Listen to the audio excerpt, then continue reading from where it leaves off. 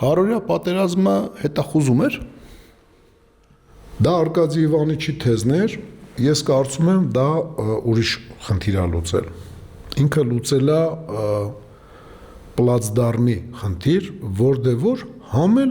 побочный էֆեկտ եղել է ռազմետկա բոյը։ Ես Արկադի Իվանիչի հետ այդ հարցում այդ հարցի շուրջ երկու անգամ խոսացել եմ, չկարողացա իրան համոզեմ, ինքը համոզված էր, որ բանը չի կարա պլացդարմը լինի, ասենք այդ երկու կետը, բայց հենց թարսի պես այդ երկու ուղղության վրա էլ թուրքերը աշխատեցին։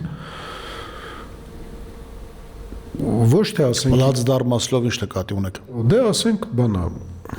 նայեք պարսիկների ու բանը ամերիկացիների կռիվը հիմա Օրմուզի բանը նեղուցի համար խոսքի օրինակ եթե ասես լոկալ վերցնենք այ եթե գա մի հատ պլացդարմ վերցնի իր մարսկոյ պիխոտայով պահի ամրացնի կզսնի կողքի եղած ասենք մյուս հորամասերը կրակով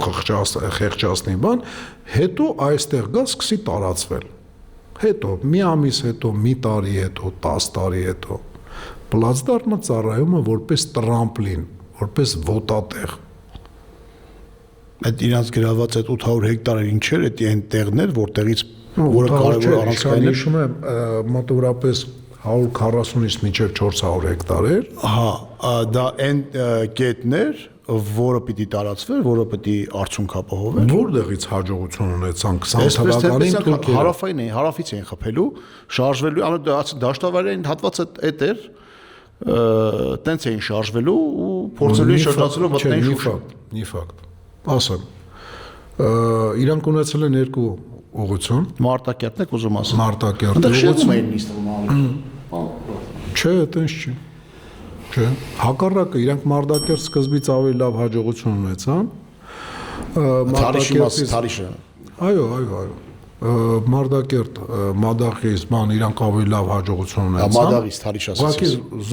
Դե Թալիշ վերևի դիրքերն էր, բանը 16 թվականին ու դա իրանք համար պլացդարմ է եղել։ Ինքը իշխող բարձրություն է, ինքը կարողացել է կարեկտիրովկա անի, ինքը կարողացել է ֆլանգ ապահովի գրոհող զորքերի համար, որոնք որ Մադաղիսի ուղղության վրա են գնացել։ Կարճ ասած ինքը որպես պլացդարմ ծառայել է նույնիսկ ավելի լավ,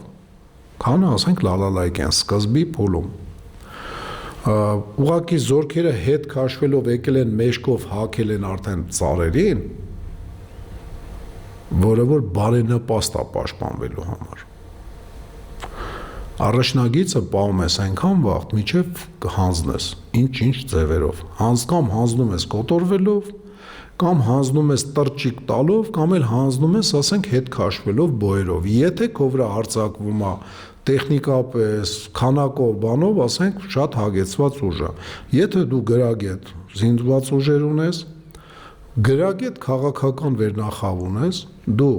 նախորոք ունենում ես պատրաստված երկրորդ գիծ, երրորդ, չորրորդ, եւ երբ որ դու հետ ես քաշվում, դու երկրորդ գիծ չես նստում, երկրորդ գծում արդեն նստած է մոբը, դու իրանց շրջանցում գալիս երրորդ գիծ ես նստում ու հենասյուն ես դառնում, ժամանակ ես ունում հանգստանալու